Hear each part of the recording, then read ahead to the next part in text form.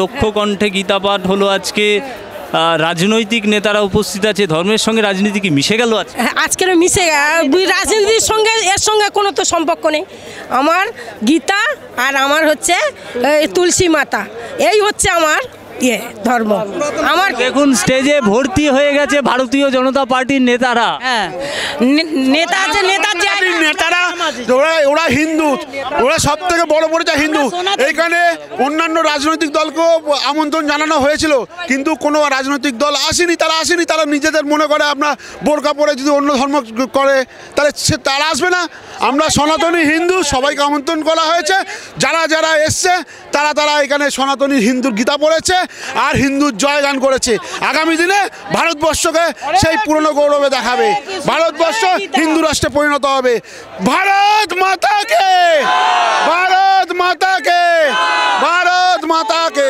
Specific আরো একটা প্রশ্ন আছে।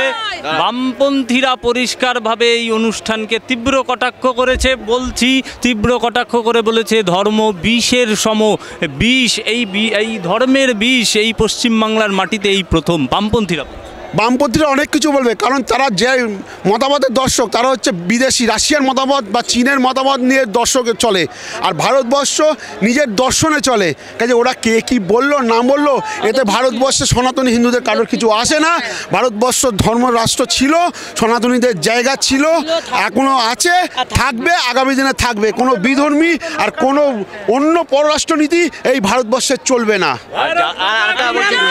যারা যে বামপন্থীরা গরুর মাংস খেয়ে এই ধর্মতলায় ঠিক আছে অনুসরণ করে, তারা এই সম্বন্ধে কি বুঝবে? তারা বুঝবে না। এইসব ধর্ম তাদের মধ্যে নেই। তাদেরকে জিজ্ঞেস করুন, বাড়ির যে আসন সিংহাসন আছে না, সিংহাসনে ঠাকুর রাখতে দেয় না তারা ধর্ম নিয়ে কী বুঝবে? আমরা তাদেরকে বলছি তাদের উদয় হোক, ঠিক আছে, উদয় হোক। অনেক বামপন্থীরা জানিয়ে এসছে এখানে, তাদের উদয় হোক, আরও তারা আসুক সঙ্গে, আমাদের সঙ্গে সবসময় তাদেরকে আমরা ওয়েলকাম করব।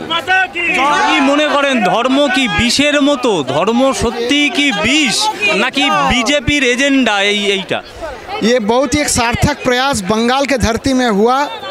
मैं समझता हूँ हर घर में गीता पाठ होना चाहिए और हर सच्चे सनातनी को इस मर्म को समझना चाहिए। हमारा दर्शन, हमारा चिंतन, हमारा संस्कार, हमारा सांस्कृतिक धरोहर किसी दूसरे धर्मावलंबी के बारे में टीका टिप्पणी नहीं करता है।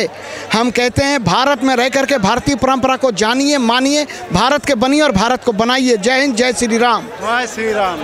কি মনে করেন, ধর্ম কি বিষ আর এটা কি বিজেপির এজেন্ডা? না, এটা বিজেপির এজেন্ডা নয়। এখানে হিন্দু সনাতন হিসাবে যারা এসছে তারা সবাই সনাতনী। এখানে সমস্ত মানুষকে বলা হয়েছে গীতার জ্ঞানটা নেওয়ার জন্য, যে গীতার জ্ঞান নিলে কী হয়, মানুষের যে কাম ক্রোধ লোভ যেটা আছে সেটাকে নষ্ট করে যায়। এই গীতাটা হচ্ছে মানুষের মতন তৈরি করার জন্য।